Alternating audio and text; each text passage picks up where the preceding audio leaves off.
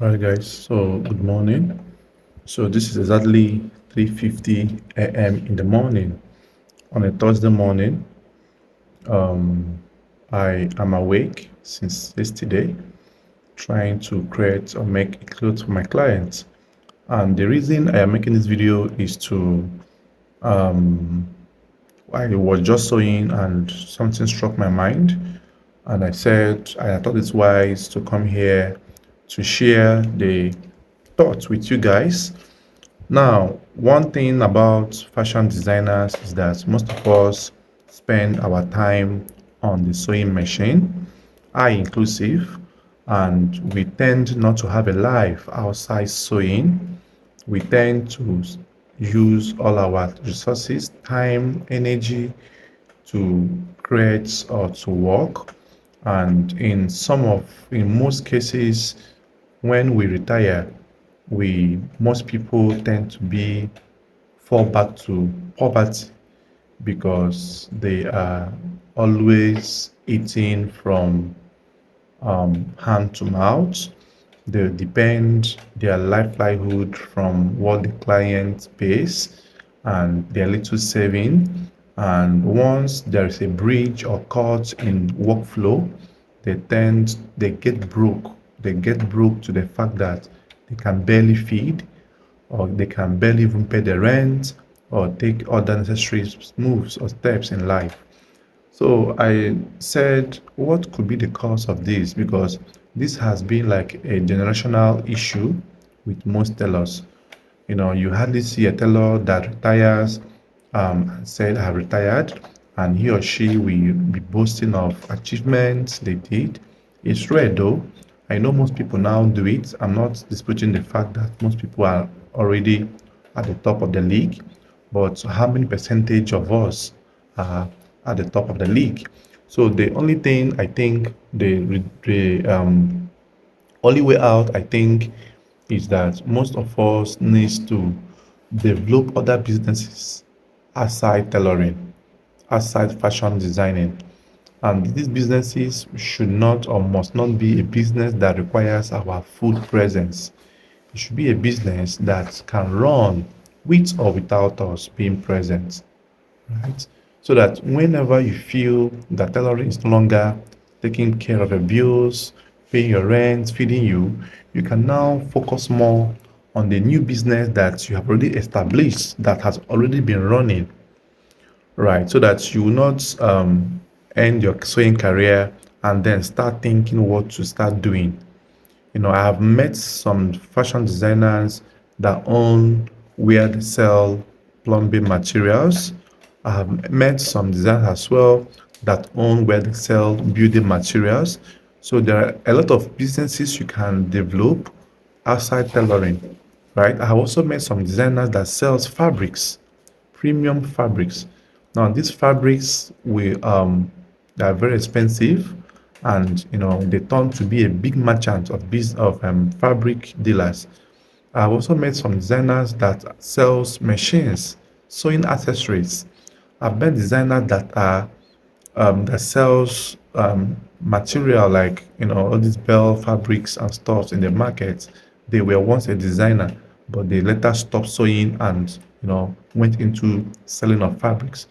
Now, you being a designer should not stop you from owning a second source of income. Now, whenever you're talking about source of income, most people do think it needs your physical presence. There are some businesses that you will do that does not need your physical presence. Some businesses like selling of wine, all you need is the capital, rent a shop at a very good location, stock it with wine, employ a sales girl or a sales rep that will help you man the shop. Your handwork will be going to the shop maybe once a day or weekly or monthly, depends on how efficient the person in charge there is. So when you are able to, get something doing, and whenever tailoring fails you or it's not feeding you very well, or you feel like retiring, you will have something to fall back to. So don't wait until you get tired of tailoring or until you have an issue that you can no longer solve before you now start thinking of alternative measures to take to earn your income. So I think this advice will help someone out there. So that's the reason I just come down to make the video. Like I said, this is 3:55 a.m. now on a Thursday morning, right? So 27th of February 2025. So I believe this video will encourage someone out there to keep on pushing. And also, in addition to that, most people also cloud, or like say, stick to having only one location as their office. Some people have the money to rent two offices, three, four, but they feel they will not be able to manage it effectively. But then bear in mind, only you cannot do the business. Only you cannot sew the whole clothes in your vicinity, right? So you need to also learn how to employ and work with people. Now, these people are people that will have the likely mindset you have, that will be eager and ready to run the business in a way that is looks like it's their own that they are running. So, there are a lot of advantages when you have helping hands working for you, and these people will end up contributing greatly, possibly to the growth of the company. So, having said this, also be in mind that you don't need to sew alone. Employ workers. There are people that their handwork is sewing of trousers. Employ such people. There are people that their handwork is sewing of shirts. Employ such people. Tops, there are people that have the best finishing touches, designing aspects, styling and everything. Cutters, if you have the capacity to employ them, employ them. It makes the work move faster. And also, you could as well boom your business by doing ready to wear, buy fabrics in large quantity, sew them, push them out in the market them, do sponsored ads on Facebook and Instagram.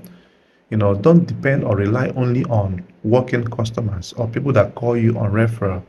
You have to move and go and meet your customers by yourself.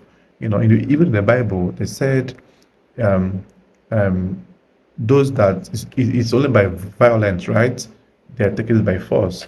So all these things are what you should bear in mind, and make sure that you don't lose guard, because if you fail, a lot of people will be happy. So, and don't quit. So just plan yourself. I wish you the very best of luck, and I believe to see all of us up there. Thanks for watching.